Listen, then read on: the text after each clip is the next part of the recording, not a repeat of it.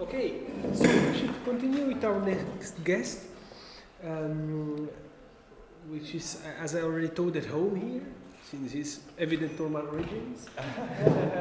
Francesco Gangemi, who is now assistant at the Hertziana Library Max Planck Institute in Rome, and he's working a lot for this institution, but on the other hand, he's also a brilliant scholar, which is dealing with, let's say, Southern Italian material. Especially in the last years, he's interested into this fascinating figure of Frederick II von Hohenstaufen. But another field of this research, and we will have part of that, is now becoming, because of, I would say, the physical reality, the question of the distractions of medieval cities and the catastrophes. Since, as you know, in Italy we get like several important earthquakes in the last years, and some of them get really hard and tragical repercussions on the medieval and, let's say, brilliant medieval material also. So that's the second important field, I would say, emerging field. And he was just fellow at the Columbia University in New York, if I'm not wrong. So he's just back from the US, like for a couple of days, and he went here to join us, which is 1 month. But it's still an honor for us to have a fellow from the Columbia just freshly arrived to Europe back. And so I asked Francesco to speak a bit about one of the most, let's say, destroyed city by the last earthquake, which is Amatrice, and to put it also into the idea of the movement and traveling, which is, of course, the heart of our workshop, or the present workshop. So, thank you. Exactly. So thank you, Ivan, for this great introduction and for letting me join this revolutionary project. You know that I've been fascinated from the very beginning of it. So I'm very glad to be a small part of it. And I am the last one today. So let's say that, especially after the beautiful, relaxing talk of Martin, which was like almost like meditating, I'll try to shake you up a bit. I will be disturbing. That doesn't bother me, but we'll see. Because if you read the title, as you said, it's clear that I might look like a discordant note in an otherwise very coherent, very consistent workshop. Because it's clear that I won't take you to the Holy Land, in no way.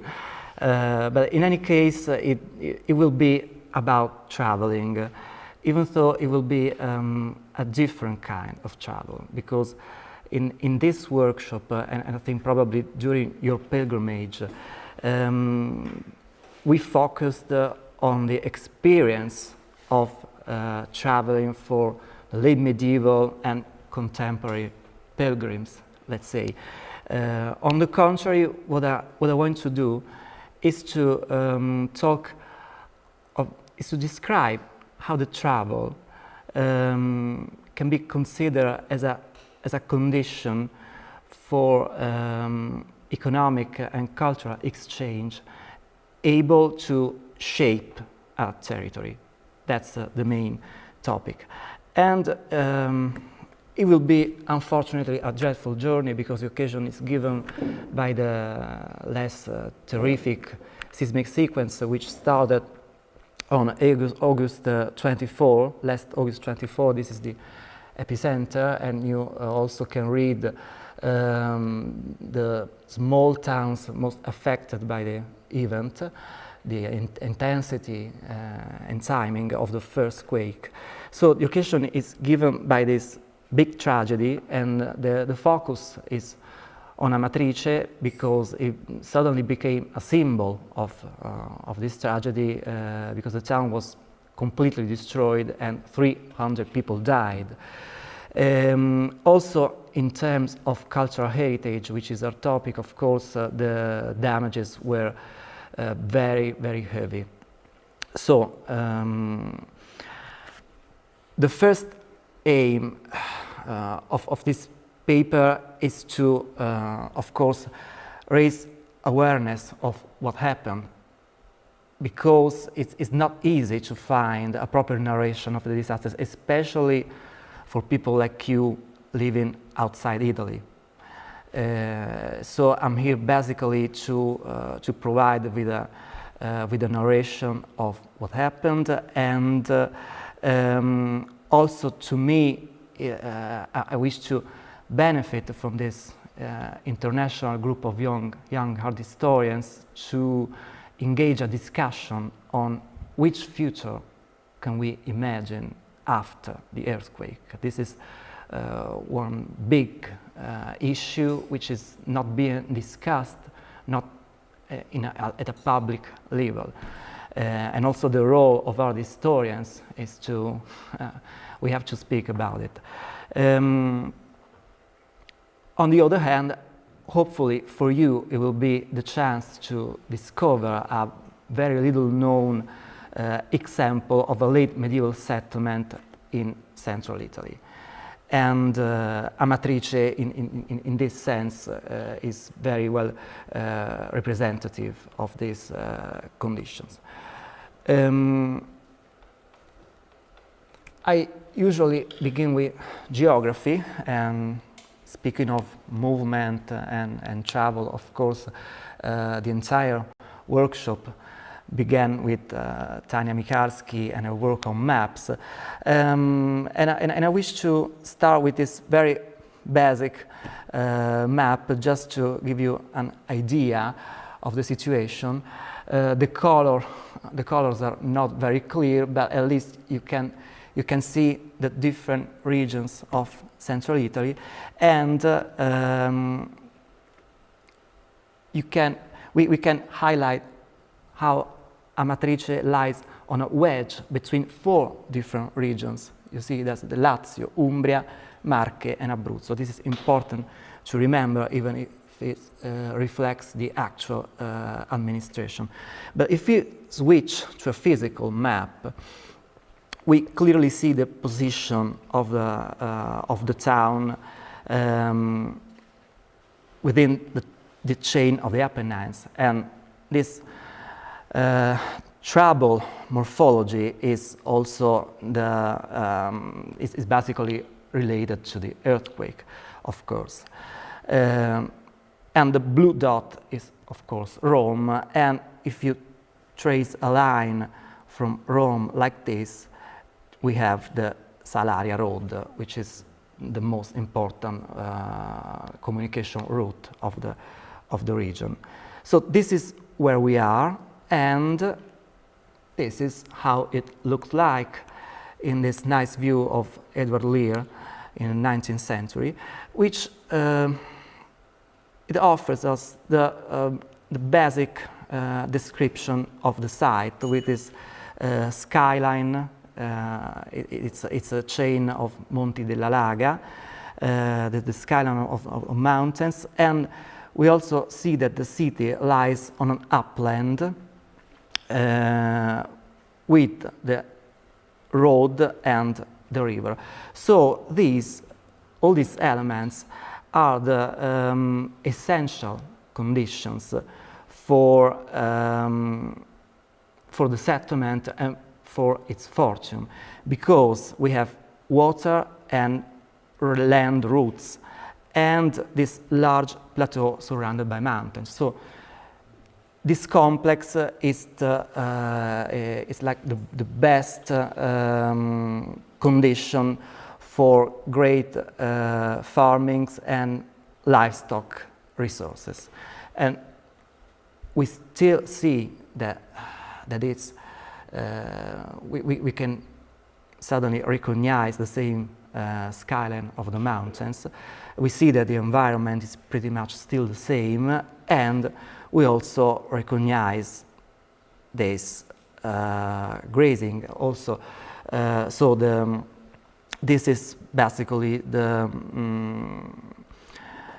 reason of the prosperity of the town. It's a prosperity which had a golden age around the 14th and 15th century, and in this old image, this is the best representation of what was the economic life and of the town. So the movement of animals, even inside the city, and a fortune that comes from being part of a very complex network of routes. In these two maps, I hope you can see it, they are clearly described, so we can recognize the Salaria, the rivers, and most important, these tratturi, so the sheep tracks, which are going to the south. So there is a movement between central and southern Italy, and a direct link, which is also called the Via degli Abruzzi. This was the famous road used in 15th century by the Tuscan merchants for that linked Florence to the Kingdom of Naples for the trade of wool. And this movement was through Abruzzo and Apulia, so that the two southern, central southern regions interested by this phenomenon of transhumance. So this is the biggest economic resource and condition of the region. We'll try to get closer and closer to the point of observation, and let's say that to speak of travel, it means also speaking of identity. And in this sense, I really like this map because it clearly shows the ambiguity of this territory. I hope you can see the borders of the actual 4 regions. And let's say that this territory is made of some of these different realities, because Amatrice is today in Lazio, because when the modern regions were traced last century, the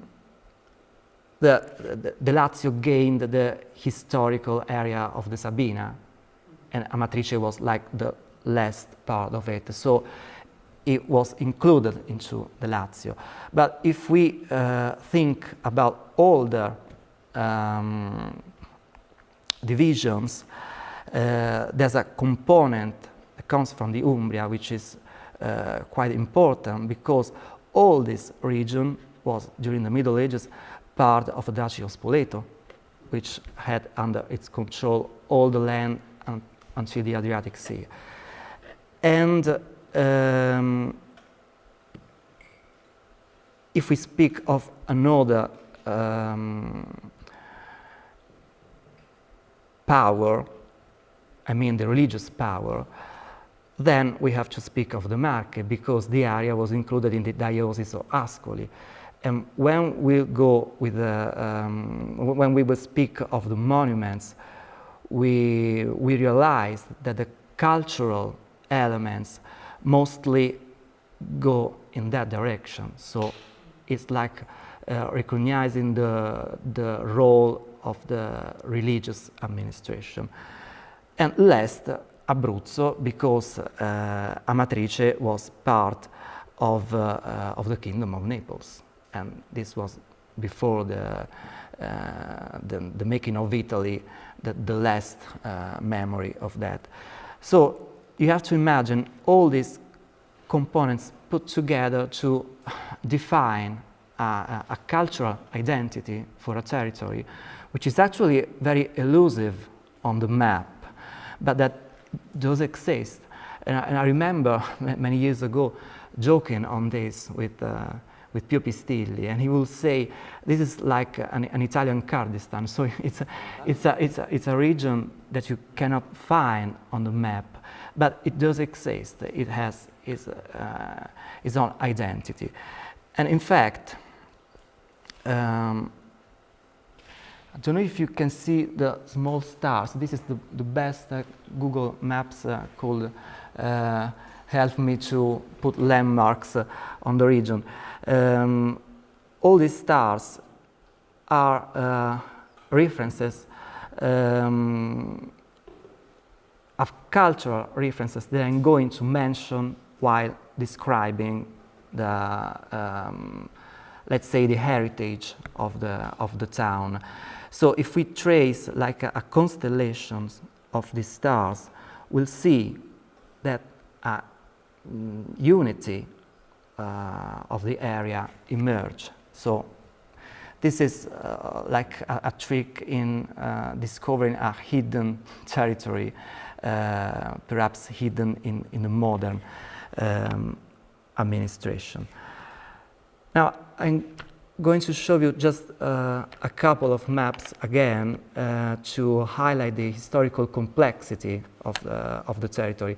This is the old Franciscan partition, and I take it into account because the Franciscans were the leading religious order in town, and in that famous golden age, I mean in the 14th and 15th century, they acted like the owner of Amatrice, which is clearly reflected on the monuments side.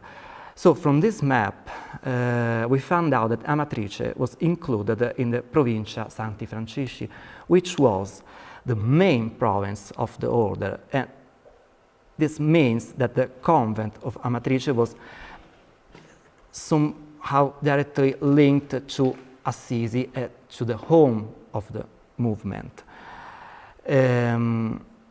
But the Franciscan provinces were also divided into custodie. And this is interesting because this map really acknowledges the formal jurisdiction of the Kingdom of Naples on this area. In fact, the custodia where Amatrice lies is called Custodia Regni, with a clear reflection of the Regnum Siciliae. So again, this is on one side a confirmation of the authority of the kingdom on this land, but at the same time it's also an evidence of the cultural and economic links to central Italy. I swear this is the last map, but it's important to begin speaking of the urban plan because from the Custodia Regni we go to the frontière du Royaume de Naples. So the territory of Amatrice was included in the kingdom, and the interesting thing is that we follow the line of the frontier. We find a series of towns. We have here Civita Reale, Leonessa, Civita Lucale. All these settlements were new towns expressly built to strengthen the borders. Now, this it is of course a big process, probably began under the Swabian kingdom during the 13th century, but actually made by the Angevin government.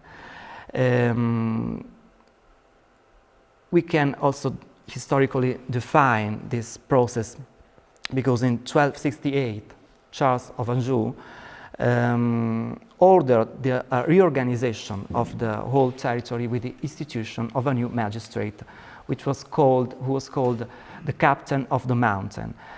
And Amatrice was chosen as headquarters of the captain. So this was a proof that that town was, for some reasons, a prominent settlement in the area. Now, we are getting closer and closer. The protection of the borders was realized through the establishment of this series of new towns. And how did they look like? Because before these new towns, the common settlement of the area was a scattered one. In Italian, I would say an insediamento sparso, and still today, Amatrice is known as the town of 100 churches, which reflects the past fragmentation of the territory. The population of all these very small hamlets was forced to centralize in these new towns, and in doing this they had benefits like reduced taxes, all sort of things which made for the people convenient to be loyal to the crown and to live in the new settlement. And this is the result of the centralization. So a very regular plan with two main axes, 1 and 2 building across. And if we put the monuments on the map, we see that right at the center of the cross lie the town hall with the civic tower, which acted like a vertical landmark of the entire urban plan. Another interesting thing is that at the three corners, we found 3 different religious buildings. 2 of them are of mendicant orders. So this means that we find no cathedrals, no bishops, no direct evidence of a Roman church hierarchy in these new Angevin towns. And this is not surprising. Instead, we have Franciscans and Augustinians placed at the corners in an important position because they were near the town's gates, so they were able also to control the fairs and the trade. This is why they were here.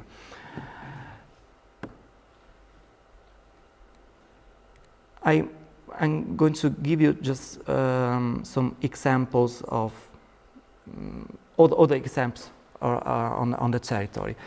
We have Città Ducale. We are now here at the beginning of the 14th century, and this probably reflects a more developed plan because you can distinguish a central square. But if we go back to the 13th century, we found Leonessa, which had basically the same shape and the same imprinting of Amatrice. We can still distinguish the 2 axes, the cross, the regular ratio of all the plan, and the absence of a public space. So this means that even if for Amatrice we lack any documentary evidence, through the comparisons with the Leonessa's case, we can also have a similar datation for Amatrice.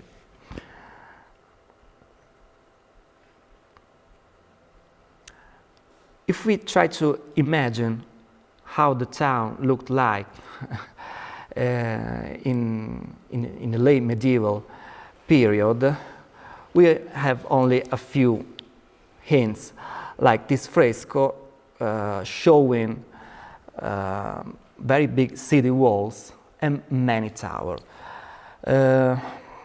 Most of it was disappeared even before the earthquake. The aspect of Amatrice was no more medieval, even if the urban planning reflected that foundation. In any case, some evidences of the medieval town were still surviving, and we still had 3 different towers: the civic tower, that of Sant'Emidio, and that of Sant'Agostino. And it's also clear that the last one was not thought to be, was not intended to be a bell tower, because it was linked to the gate and to the defensive system of the walls. Also, the gates were partially preserved. We know from some sources that there were 9. Actually, there were only 3 before the earthquake: Porta Castello, Porta Romana, and Porta Ferrata, which was not more in use. And the 2 on the right were directly linked to the Franciscan house, and this is very interesting because it proves the importance of the Franciscans in town. And in fact, if we take a look at the church, we suddenly see that it's really, let's say, off the chart of the entire town, also considering the dimensions of the settlement. So it was a big church with the convent below, and the convent also absorbed the city walls. In this picture, we see that this was the line of the walls, and the convent just aided somehow. So this is another proof of the power of the order in town, which is also demonstrated by this like belt of religious chapels and small oratories born near the main church and near the convent. That means that they worked as an attractive pole and as a devotional pole for all the population. So this prominence of the Franciscans is also proved by the structure of the convent itself. I will very briefly describe a couple of things. This is the cloisters, which was renewed in the 18th century after an earthquake, because this, of course, was a territory with a long tradition of earthquakes. And I was able to identify probably the oldest buildings of a very structured complex that could be probably the refectory, with some architectonical features like these windows and the door. The position, for the position, it is logical to think it with this function. But the interesting thing is that at the lower floor, this building had these big openings below. This means that you have to consider that we are here. These are the walls. On the place of this church, there was a public door, and another one was here. So in this was the public space just inside the walls, where probably it was the place of fairs. So having this building opened on a public gate means that the Franciscans were also able to control the trade. So this tells us a lot on the economical power of the order. And in fact, they actually had to play a massive role on the economic management of the entire territory. this is the side of the church. The most evident feature is this belt of pilasters and arches, which was probably built with some anti-seismic purpose, because they had to face the risk of earthquakes. And unfortunately, it didn't work this time. But nonetheless, it was a feature which later emerged as the most striking characteristic of the religious buildings, because it was remade on the church of Sant'Agostino, which was like some later follow-up of San Francesco at the beginning of the 15th century. The Franciscan church is still of the Trecento. And Sant'Agostino is like epitomizing the creations of San Francesco, like the main door, because the model was that of the Franciscan church. Here we have the apse and the facade, and the masterpiece was actually the portal, which was directly linked to the Franciscan church of Ascoli Piceno. So this was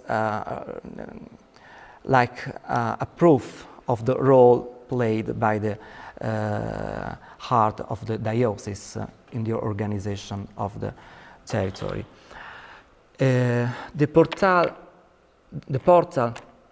had on the lunette this very important group of polychromic statues with a Virgin and Child and two angels. In this case, a link can be made with the Umbrian side, and that means with the main facade of the Church of San Benedetto in Noccia, which was heavily damaged too. And this reflects also a tradition, because there's a portal on the side of the church which is really mirroring a tradition of Romanesque portals in the mountains between Umbria and Marche. So this is another cultural component of the territory.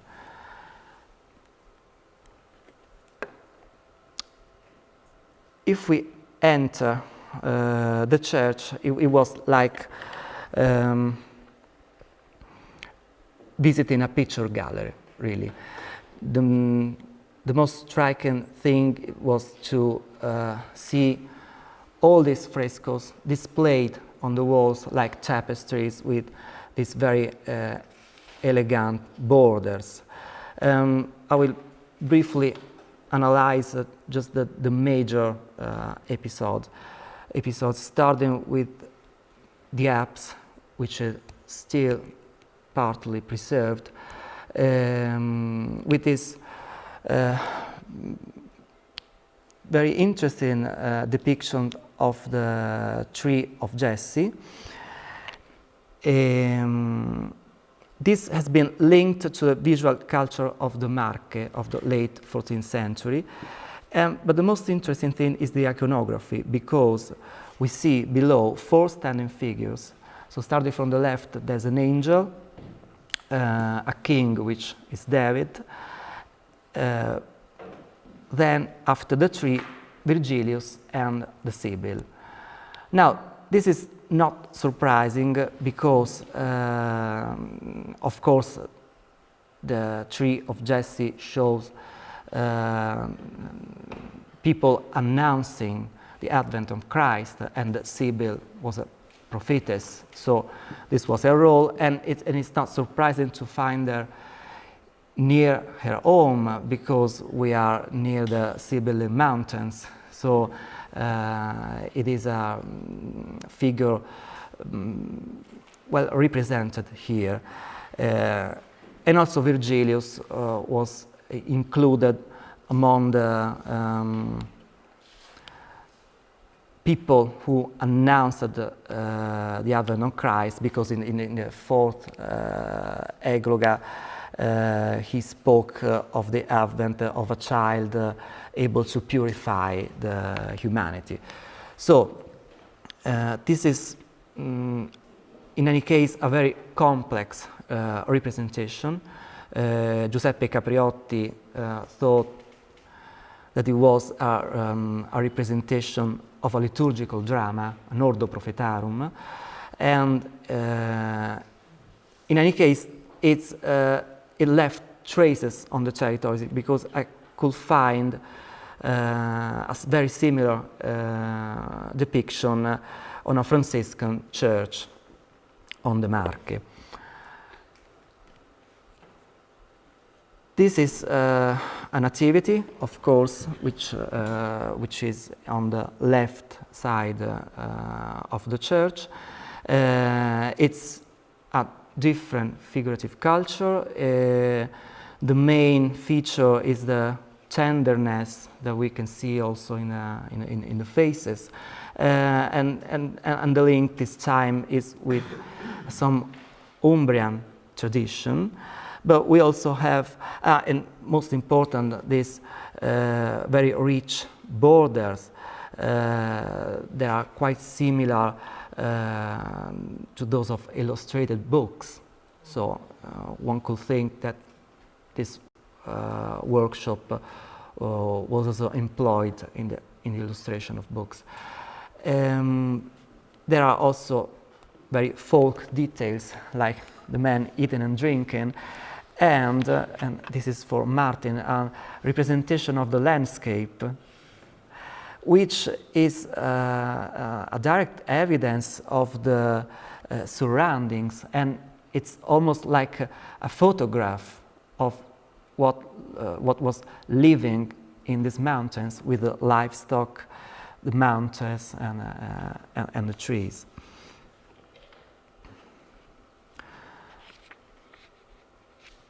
This was on the right side of the church, which unfortunately collapsed, and it is a Dormitio and Coronatio Virginis. It had some very high quality details. So I mean, although very little known, this church gathered a real important picture gallery of the period in this land. Close to this depiction, there was this representation of the Last Judgment, which was partially covered by this wooden Baroque altar. And it is also an iconography well attested between the mountains of Lazio and Abruzzo and Marche, with many other proofs, but again many interesting details, like people singing and dancing in the Tower of Paradise, and most important, the three Franciscan saints, so Anthony, Ludovicus of Toulouse, and the founder of the order. And the last major scene that I show you was always on that side.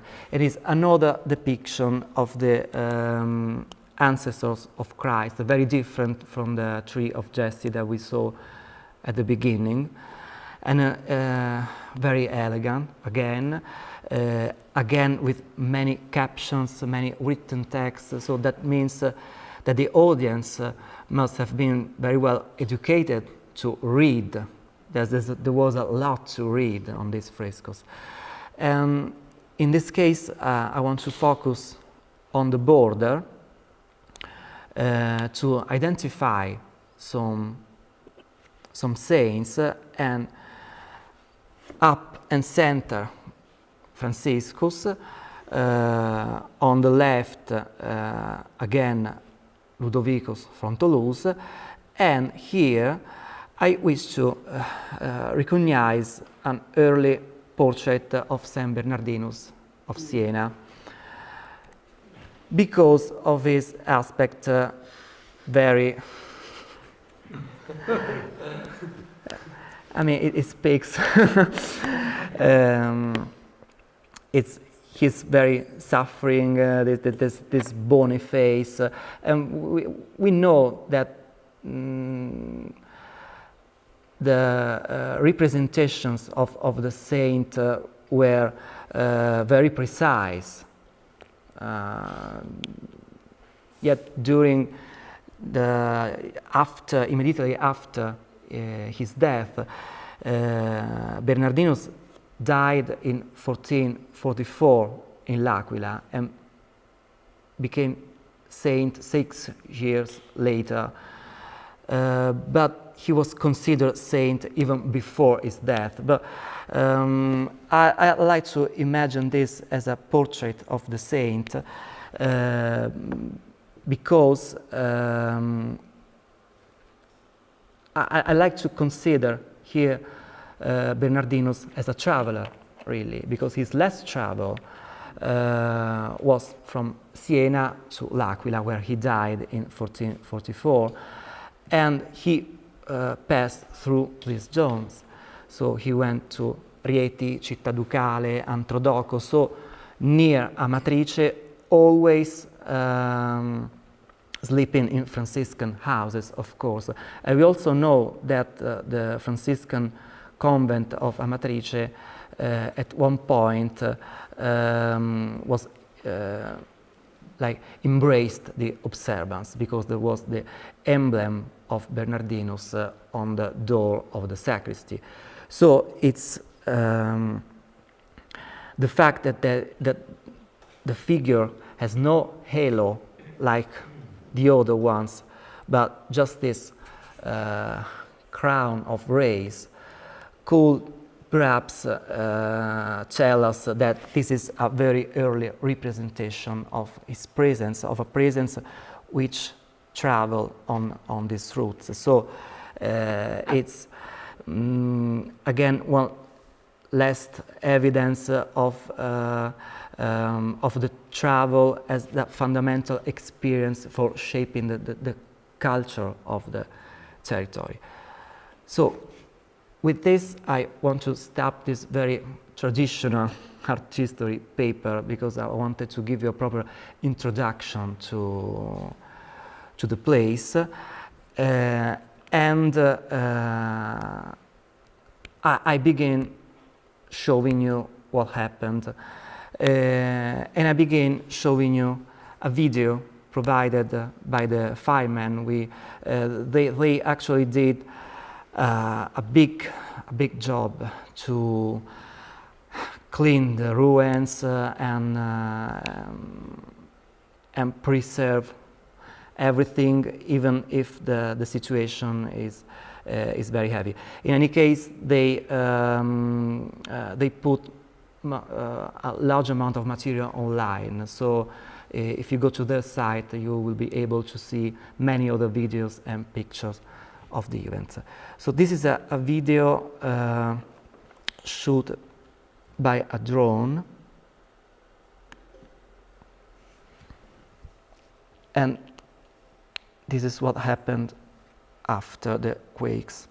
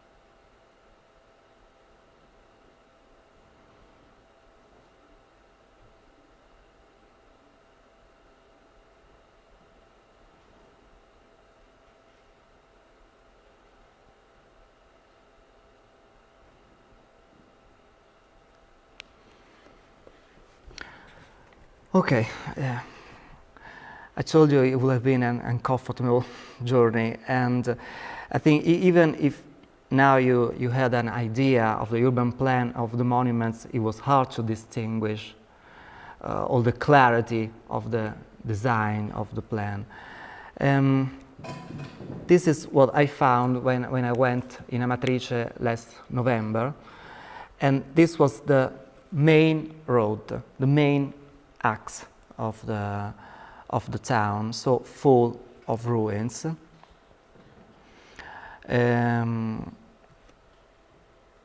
It was weird because there was this beautiful sunny day and an incredible silence, and you could only listen to the sound of the drones flying above. And it was impossible to go beyond this point because of the ruins.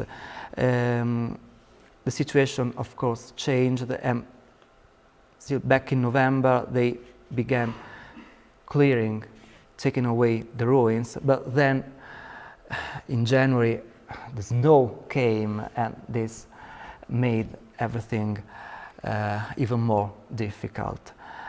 And when you arrive at Amatrice, you instantly meet the church of Sant'Agostino, and this was the situation in November, with the tower, which was, as you can see, not perfectly straight, and in fact, this is what happened after a few months. So this is a problem of this earthquake.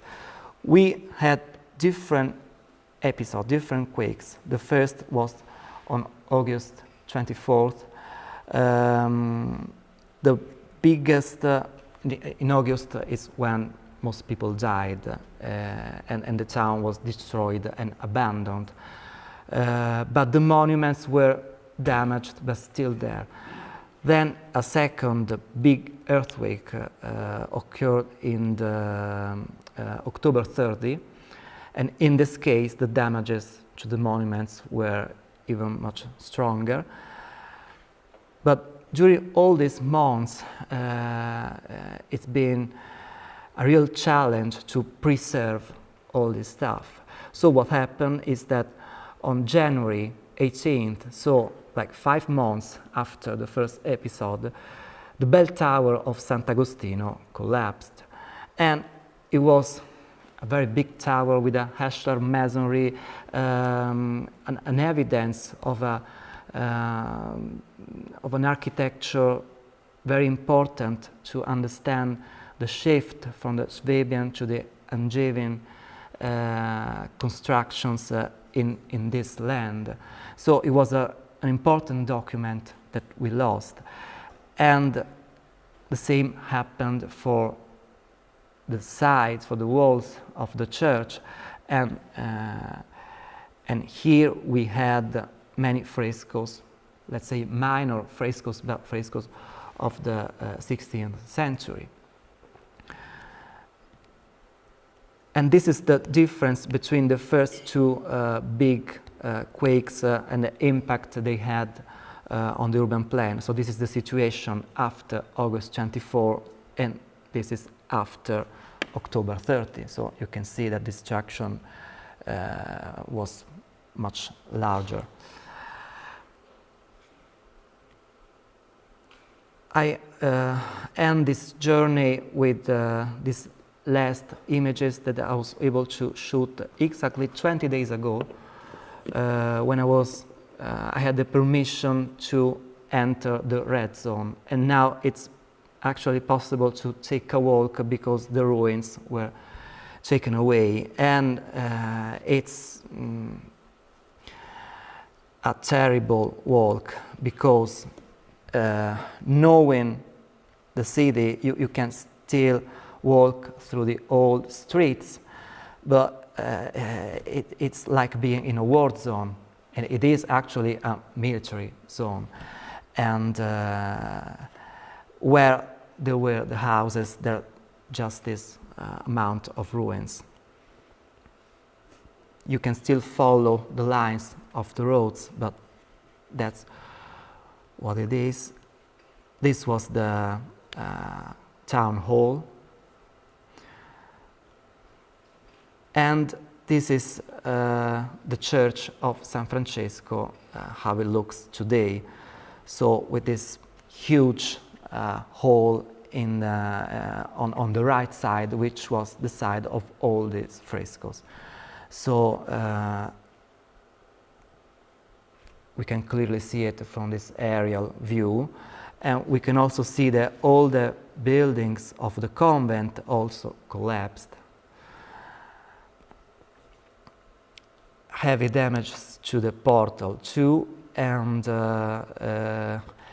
if you see it so wide, it's because it was just finished the restoration. So there were still scaffoldings when the first quake happened, and they eventually falling took down also the columns and part of the decoration. It's like a miracle that the statues on the lunette were preserved and they were recovered. So at least this, these works are still there. This is a view of the inside of the church, so you can see how many elements are lost. This was the fresco of the genealogy of Christ. This is the apse, which is still there, and it's now pretty much safe, even though the operations took months and months. And this is the fresco of the Nativity, which is damaged but still partly preserved. So this is the situation, and let's say that I finished with this, but I just want to very quickly speak of a couple of things that I like to discuss with you, because of course I hope to hear suggestions from you after seeing all this stuff. One issue that I had was with the reporting the disaster. So the way that the media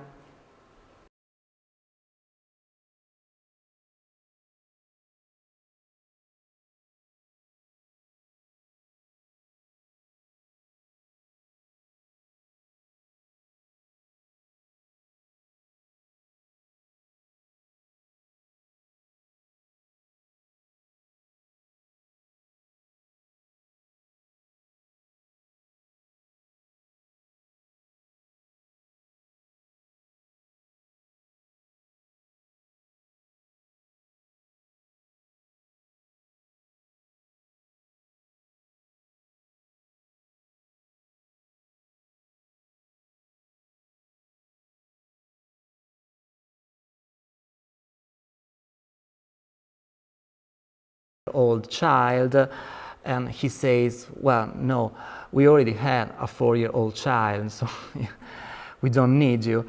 And she says, please, there's also my dog. So hush, zoom on the dog. This is the focus. So this explains that especially during the first week of the event, the media engaged an emotional communication, which really amplified the victimhood of the people, and with like a self-indulgent view on suffering and on ruins, because there's also an aesthetic of the ruins, of course. And when they showed us tears and pain in all ways, they invented new ways of emerging in the disasters. So like in this case, with the narration in black and white. So perhaps ruins in black and white are more, it's a different point of view. So this is one point that could be a topic for our discussion. And the last one is the fact that we must acknowledge that every disaster implies a reconstruction. And this event is in no way exceptional for a nation which experienced throughout the last, let's say, 130 years, many destructive events. I gathered the most important ones, and each of them reflects a different period, different economic, cultural situation, and different approaches to the reconstruction. In any case, the persistence of these events proved that in Italy disasters happen every 4 to 5 years. This is pointed out by many studies, and especially the historical seismology, which is now very well structured in Italy thanks to the studies of Emanuela Guidoboni and other people. So we had really different approaches to the reconstruction, and it sounds weird that there is no public debate at all in Italy at this moment on what to do in this situation, because of course I'm not only speaking of Amatrice but of a vast area. I finished just saying that the history of these disasters says that there were basically two different approaches. The first one was to relocate people and to build new towns. And this was also linked, especially in the past, in cases like the Ponente Ligure or the Marsica at the beginning of the century, or also the Sicily, for regions that were for some reasons underdeveloped. These crises were seen as occasions to offer better conditions of life and to abandon the old settlement to build new, modern and more comfortable ones. The other approach is that of reconstruction towns and eventually monuments just like they were. So we always say dov'era com'era, so as it was, like it was, quoting Giovannoni for the rebuilding of the Tower of San Marco at the beginning of the century. This is also problematic because it implies notions like real monument, fake ones, and of course it needs many different communities and many levels of the administration, of the politics, to be involved in this reconstruction. So perhaps it worked in cases like the Friuli, in cases like the Umbria and Marche, less for the Irpinia, and last we arrived at the paradox with the last events like L'Aquila and Emilia-Romagna of a public indifference to the cultural heritage. With the last earthquake in Emilia-Romagna, we had bell towers. They were made explode with dynamite because they were in danger, But I mean, once the first goal of our culture would have been to preserve historical monuments and not to let them fall down as it is happening. So this is the whole landscape of the situation. So I hope to hear from you now. Thank you.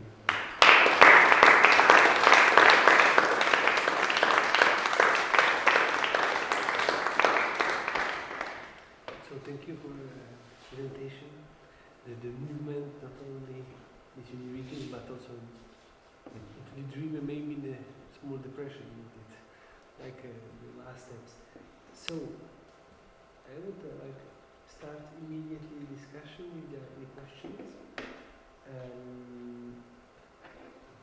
Yeah, if not, I will maybe resume to Francesco, maybe Martin briefly, our discussions of the last weeks and months about the place of art history and humanities into society.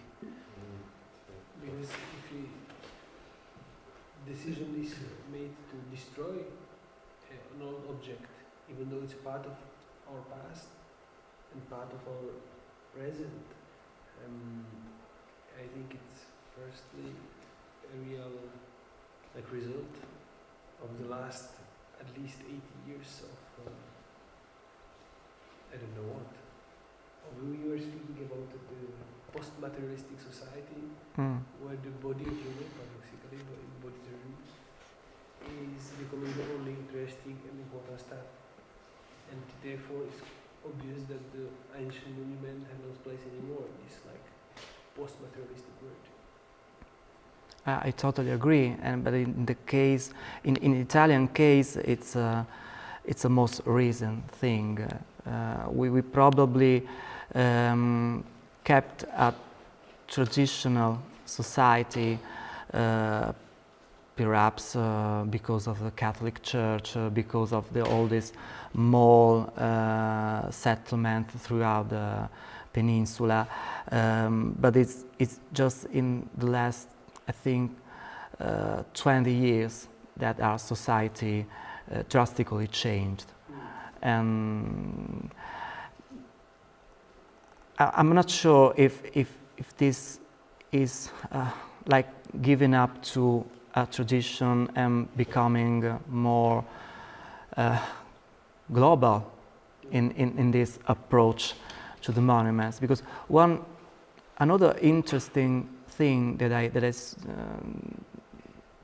realized was analyzing the Charter of Restoration, because they reflect the evolution of the criteria and the philosophy and the theory of restoration throughout the whole 20th century.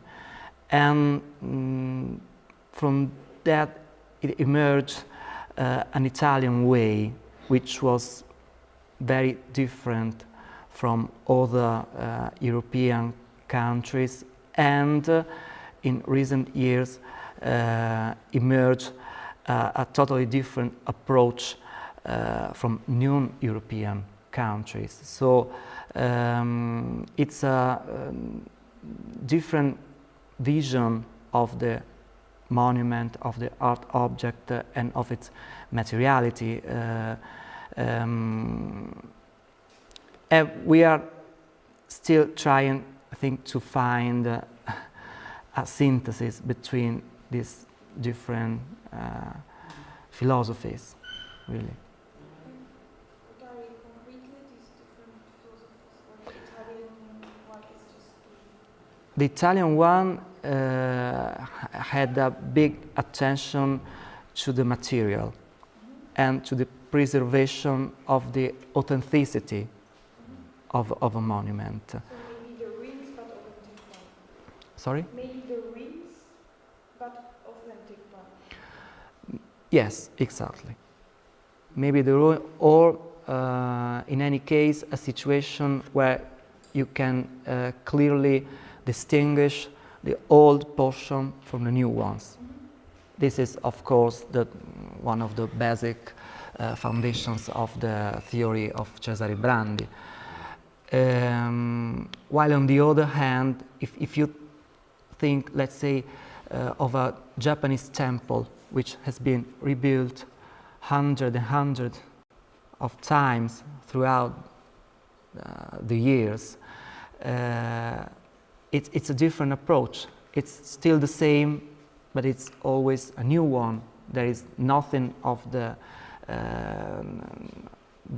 there is no idea of the authenticity. It is also, interesting to think that in the past, of course, these events led to renewal also of the art and the architecture, and now in our society we tend to, we want to have what we have lost in dov'era com'era. So it's, I think, a problematic. My question was, what is the attitude of the locals who live there towards this particular subject? Of course, I understand they have lost families, they've lost their houses, so maybe the last of their problem is, the church or the monument. But I wonder whether there is a debate or what is their attitude, their approach towards this particular problem within the bigger frame of the earthquake. Well, first of all, the church should not be undervalued because it works as a beacon of identity for the population. So it keeps the history and the tradition of a community. And I think in this case, even if I cannot find a public debate apart from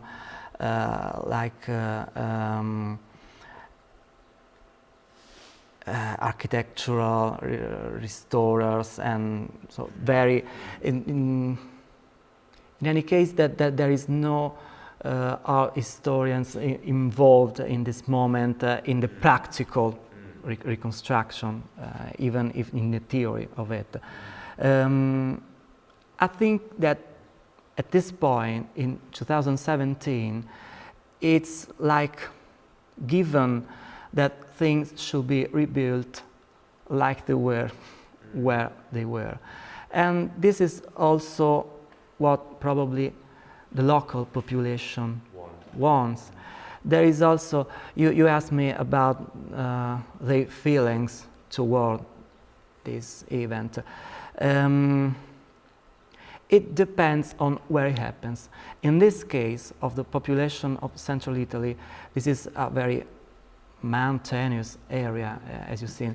They are very fierce and proud of living here, even if it's a region with a long history from the post-war time, from the modernity, let's say, of depopulation, because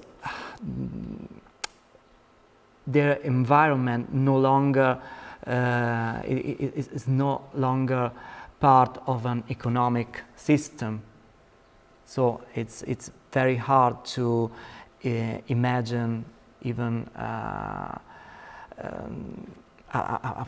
prosperity on the future for these places. But there are risks. Building Disneylands for tourists is one possibility. On the other hand, there are towns like Amatrice, which was not that small, so probably many people would like to still live there. And in these cases, there's a resilience of the residents that cannot even imagine of being delocated elsewhere. But there is also to say that many of these small settlements were partially abandoned, and they only have a second life during the summer, when the new generations now living in more in bigger towns like Rome, for example, go back where they had their origins, but the new generations have a weaker link with this territory. Yes, you. I'm sorry. I would like to ask, because you said that there are no discussions around this place, around this situation. I'm curious, how is it possible? Because there is no, crisis plan, something, because earthquakes in Italy is not something really exceptional, but there must be something, some plan of the institutions, of the organization, what to do when there is an earthquake, and that when there are monuments are destroyed, what to do first, where to give the money first. Isn't it something official? Of course, the team of art historians or archaeologists should be included to these discussions, but it really doesn't exist in Italy.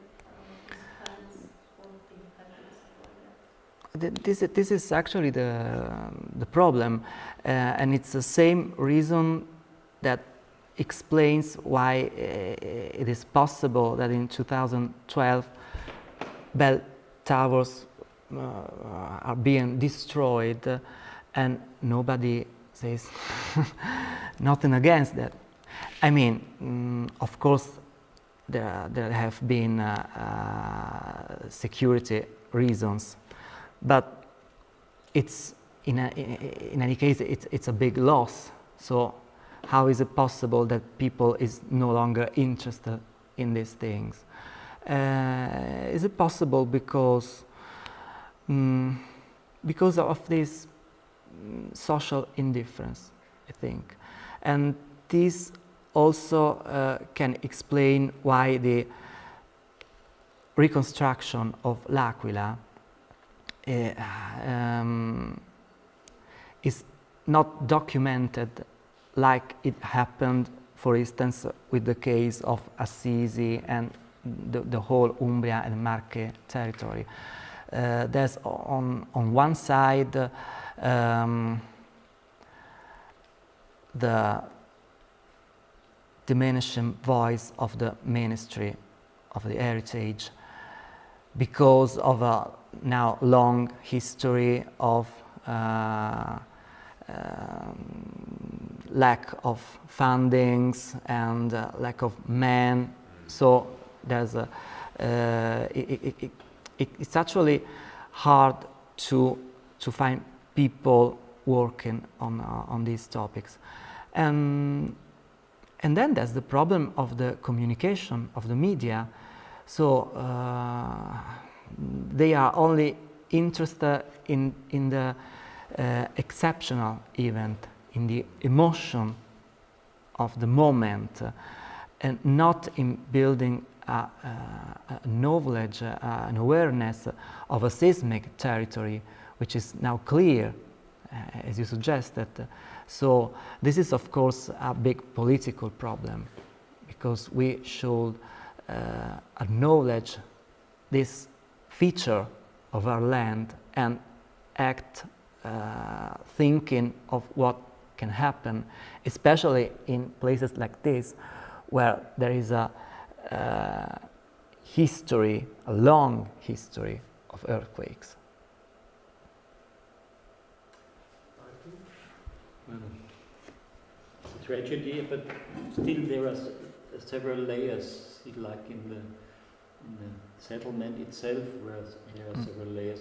But of course the paper was brilliant also with the mapping and with the showing that there are different conception of a certain territory, politically, ecclesiastically, art historically, and so on and so on. It's so very interesting.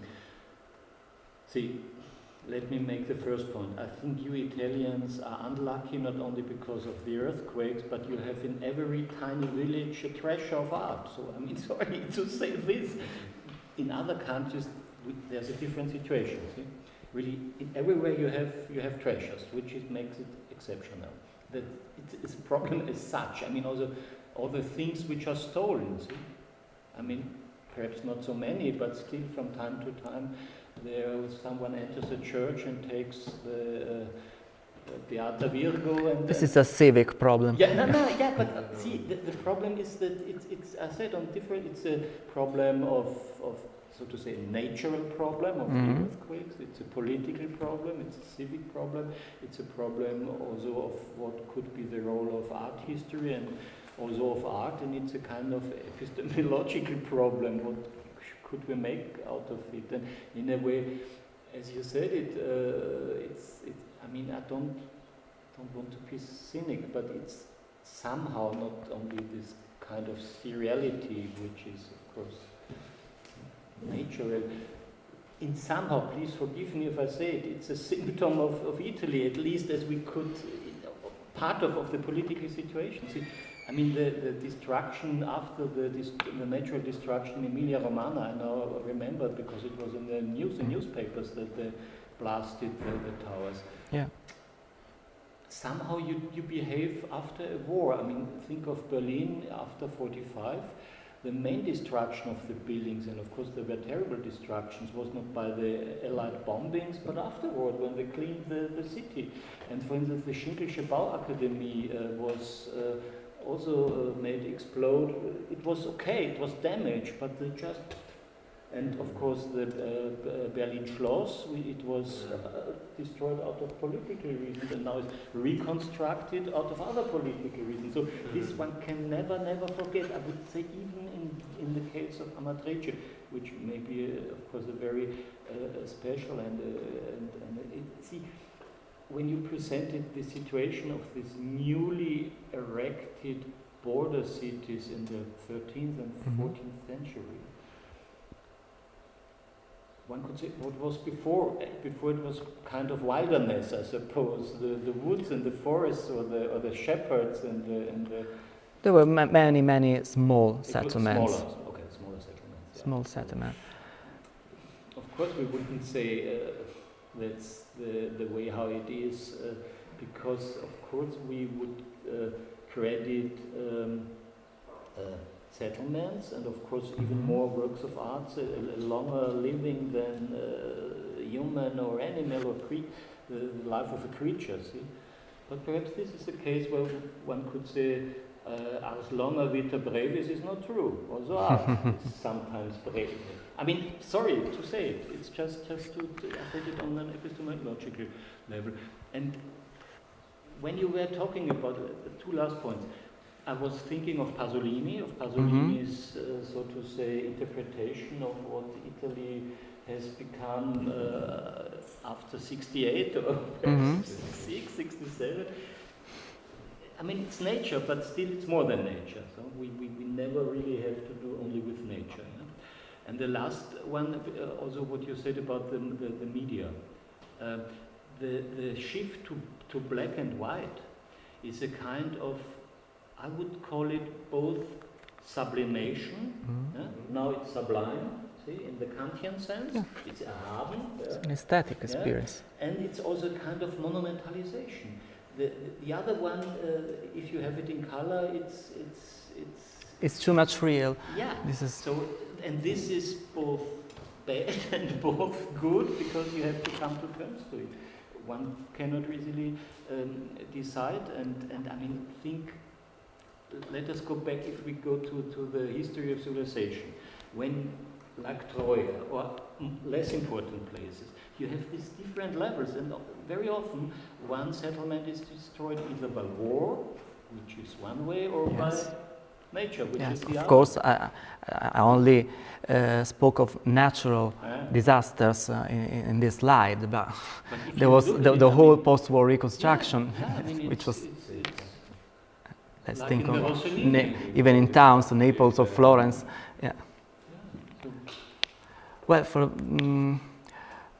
the first point, yeah, it's a political problem indeed, and I think the different approaches reflect, like there was like this wave after the war with a utopistic approach in the 70s, and then throughout the 90s until 2000, and then everything changed. So after the first experiences, so let's say pre-war or immediately post-war, where the knowledge of the cultural heritage was yet to be built, and they did it, because even in the case of the Marsica, the inspectors of the ministry were sent to recover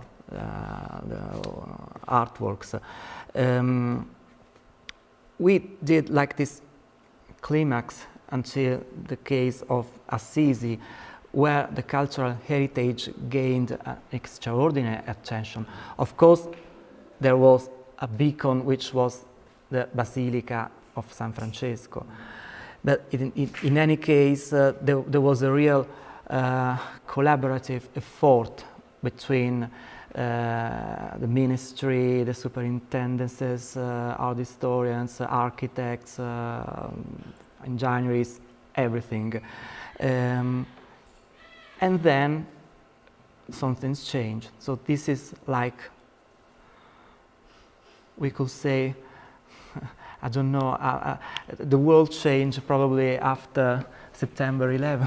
Definitely, yeah, I would say so. But world events in Italy, I would say it's more transparent. In 1994, Berlusconi was elected first time premier. In 1997, Italy was still working. And the rest of the previous administration, which were not brilliant, but in comparison with the 20 years of Berlusconism, of course, the previous situation was good. There were still some rest of working society. Berlusconi destroyed the state. So now you have a series of clans who are dealing, I mean, think Italy from outside, you see a series of clans who are administering everything from universities to other stuffs. And of course it cannot be. If you place it like this, it seems like that after Berlusconi, before Berlusconi, everything was fine. No. If you think of Irpinia, where the reconstruction is still Yeah. going on, no? There are towns, southern Italy. I think probably the case of Umbria and Marche, but you're the expert. It's also because there is a different. I mean, it's grounded in the community. Of course, San Francesco is a big thing. Of course, everyone knows San Francesco. But there's also the way the locals relate to their identity through heritage. And I think if you reconstruct the border between the Kingdom of Naples and Yes. and the church state, I think we will probably see different timings and different results on the reconstruction of, let's say, Norcia and the Marche, and places like, okay, Amatrice is a symbol, so it will gain always attention, but other small realities in Lazio, which are considered like an extreme periphery of Rome, and with the absence of stronger communities, like the let's say the communal phenomenon in central Italy, which was not in the Kingdom of Naples.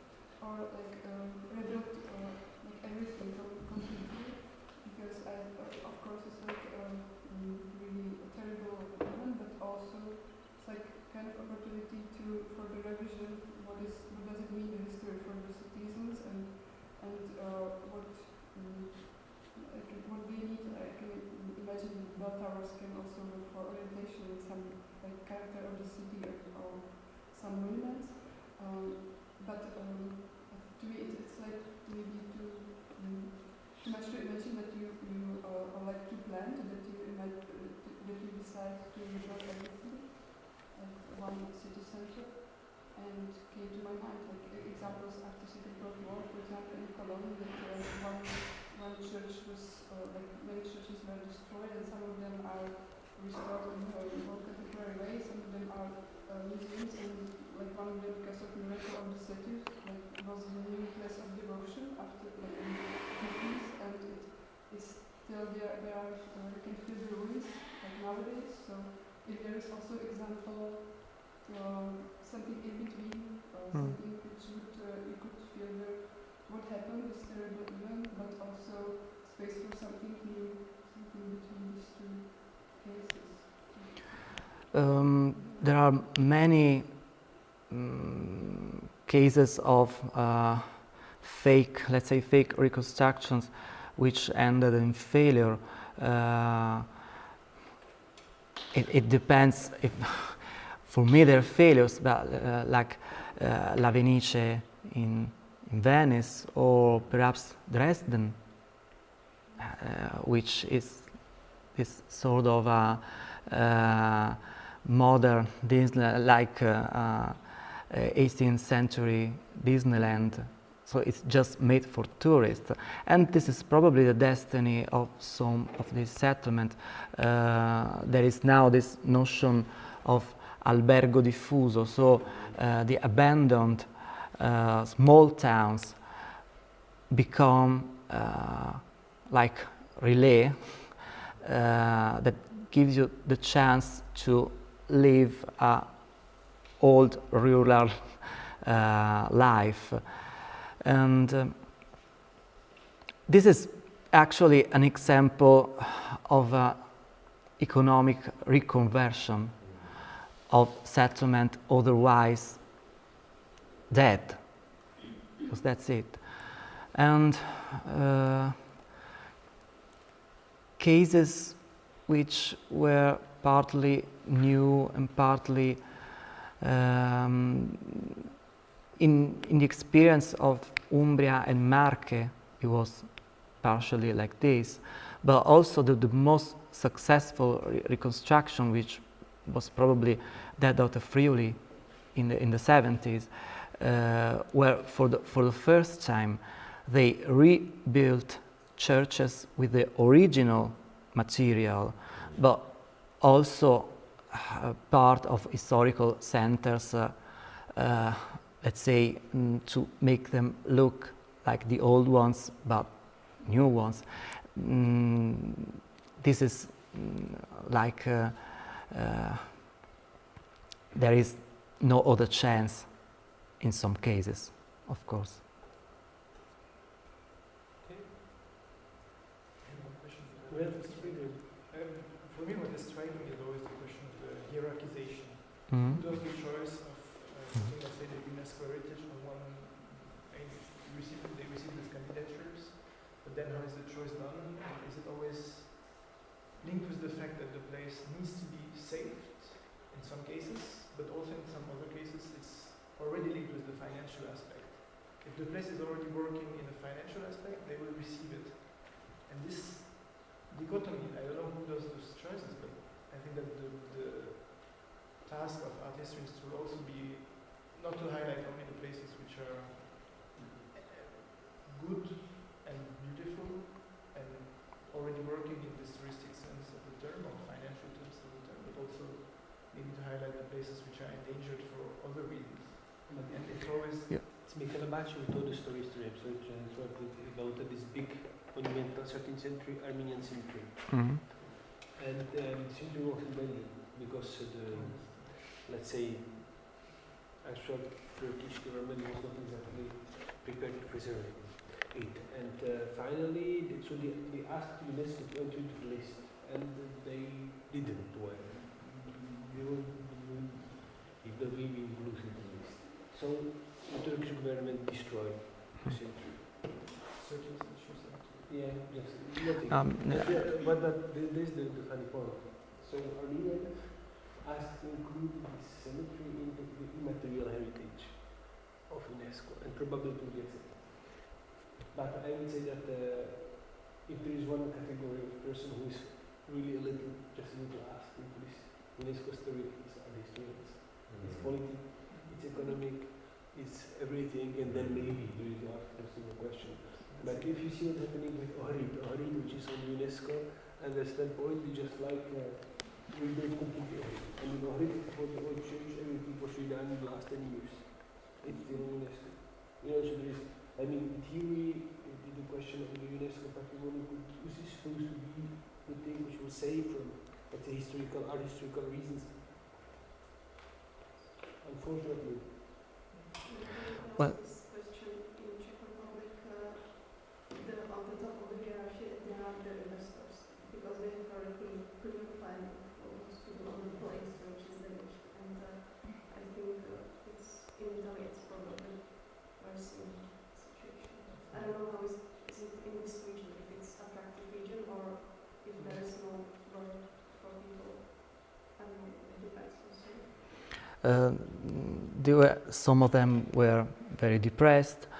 It's of course it's a long history, and I wanted to say you pointed out, of course, a big issue. But if we could end on a good note, there is also an increasing voice of the art historians. If you surf the web, you find, especially in the last weeks, in the last months, an increasing attention, and people finally finding the courage to say that if a bell tower, if a monument falls down 6 months after the first quake and nobody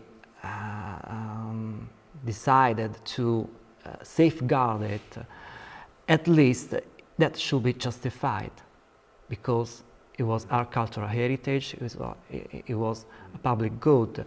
So this is happening, and probably in the future, in the near future, there will be some response, some organization on the art historical side. But with another thing which I was thinking on, there is a beautiful passage to the book of Federico Zeri about the Constantine art. Zeri is thinking if Conan Roman of the 4th century was capable to recognize that the pieces of the Ark of Constantine were stolen or spoliated from other monuments or not. And the answer is I have no idea, of course, I was not there, but if you remember what happened in St. Petersburg after 45, so after the destruction of part of the city, each person living in St. Petersburg was perfectly conscious about which monument was lost and why they wanted them, and they became sort of collective memory around those objects. And the Zeri conclusion was, I believe that in ancient Rome it was the same, that people were so strongly attached to the monuments, to the citizen identity, that they of course knew that this part is from Marcus Aurelius and this one is from Trajanus, because they knew the places and the objects. So it means that Zeri believed in a sort of strong interaction between the human being and the artistic object. Well, the question is if it's still something which is proper to our society.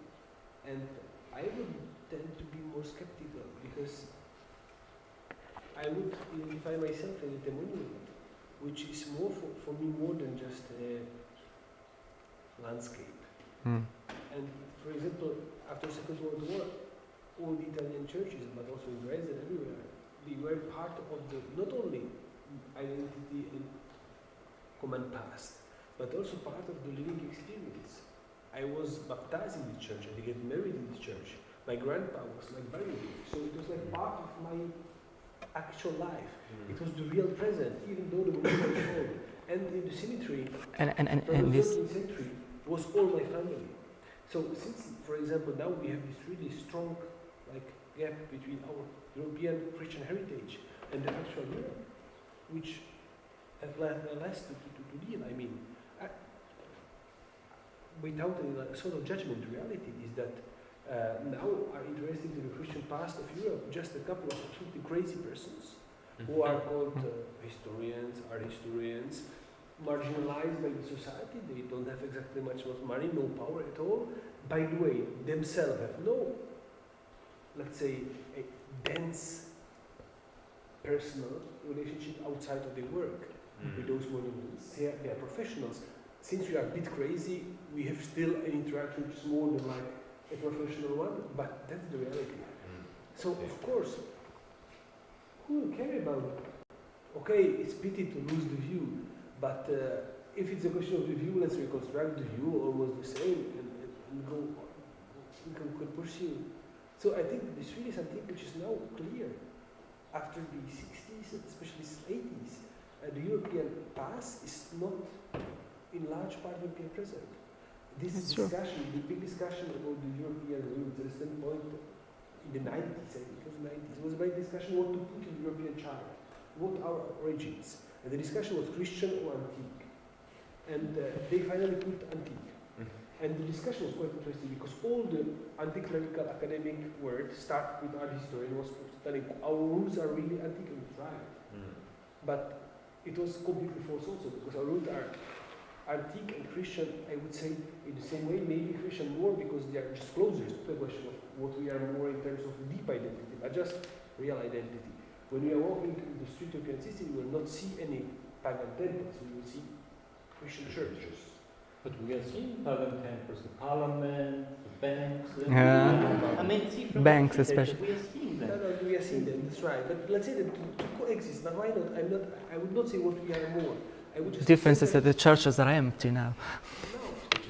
No, of course, no, churches are empty. Churches are not anymore part of the living Europe. And that's the reality. And we can do what we want with it, but that's the reality. So of course people will not just like become crazy for a campaign that is, or you are hypersensitive on this very object because you are art historian, because you are just someone who is loving art, you are deeply interested in history, and then it's something important for you. But we have to be realistic. In this very moment, the new generations have no interaction with those subjects. Exactly. They don't. They They don't recognize themselves in this heritage. Rather on a smartphone, probably. Or and they are right in a certain sense because it's not their past anymore. I mean, they don't know that it's their past, but it's not the point. From their point of view, it's finished. And not the question, I would say it's much more important because I'm really sorry for those cities. Being a bit like cynic from the north of the Alps, I would say you have still billions of beautiful things. But no, I'm joking. I'm really joking. I want to say something else. I want to say the question is another one. It's our envy only because you have everything. We can of course start to like, we have to promote, to save this heritage and so on. It's not the point. In this very case, we can do something for Amatrice, it will be beautiful. Maybe through this small video, more persons have with Amatrice, maybe something will happen. But the question is another one. Because now, we are here, almost the only group of persons who can do the link between this past and our present. Sure. That's the point. But it's a preservation. But not only preservation, it's all we will give now, because preserve is dead. Brandy is right and he's wrong at the same time. You can have the best preserved church in the world, but if they are dead, they will die. And empty museums are just boring for everybody. I hate museums. So I'm not telling that I hate them too. Persons into the church. I'm not promoting Catholic Church. But only will be able to give life to those objects, or they will die. Yeah, it's a different legacy. I mean, I think there are special possibilities. See, in San Francisco, when the big earthquake in 1907, I think it was, and 2/3 of the city was completely destroyed. They did neither abandon the city, they rebuilt it in a different way. Now, of course, you can say California, they have no tradition, they can do everything, but still, well, they decided, at least some of them decided to build safer houses. See? Not wooden houses, but houses which, because the problem was not the earthquake, also everything was burning. So. And one could, of course, say, well, if we go back to this special place, let's build safer houses, because they're, as I said, different levels. They are the work of arts, and there, of course, are the people who live there. And we can, so if you would like to go back, then let's do better houses, not the old stony ones, even if they are original. But I mean, okay. So. But we invested much more in managing the emergency than in prevention. Yeah. That's the point. Yeah, that's true. And see, another thing is, there are forms of Nachleben which are. Also, let me go the American way, now from California to New York City. There was quite a not famous but well-known case in Midtown Manhattan. There was a church, and no one made use of the church, so they turned the church into a discotheque in the 1980s. London too. Yeah. Not only there. When in the Netherlands they turned churches to mosques and to supermarkets, like the cinemas of all. No, this is something that is probably going to happen in Italy. Yeah, but it's also, later. No, I agree. Is this bad? No, I'm not telling it's bad. I'm just telling that it's the only way in order to make the subjects living. And in certain case, I would say yes, it's bad because the subjects are so amazing that they deserve maybe more than like become a discotheque or a supermarket. But in any case, if they are empty, they are dead. When we are opening the Hansberdic library, Hans thought that the person who owns the books is the person who is reading them, not the person who is buying them. And then if the books are closed, they are dead. They are not existing. Because it's only through the activation of the book that the book becomes something. Of course, the memory in the book can be closed. This is an example. The Gibellina of Alberto Burri, which was frozen with Decreto, these were like the streets of the abandoned small town covered with the plaster. So. But eventually the new towns didn't work. They were built with the massive effort of the best architects, the best artists, and they didn't work. So you're right. We should also acknowledge that there is a time for everything, and it happens that a city can die. It happened in the past. Or we have to give to the space in your life. I think we are there for it. I'm feeling it really. Martin was like asking, ironizing this David about why we were like walking, what kind of act it is. And I would say that we are through our body asking ourselves, what's the role of the past now and here? Because of course we are loving the past like for the dreams. We are loving the past because of the beauty, yes, because we still have this romantic idea that the beauty is a bit of us, I would say. Because of the transmission of culture. The question that we are our past. We cannot do nothing. We have the genetic genes of the past. We are living in the past. Everything around us is the past. So we cannot avoid it. So it's also an educational problem. It is. So, but that's the question, is when we have to start to do something. Accept that it's our job to make the presence happen.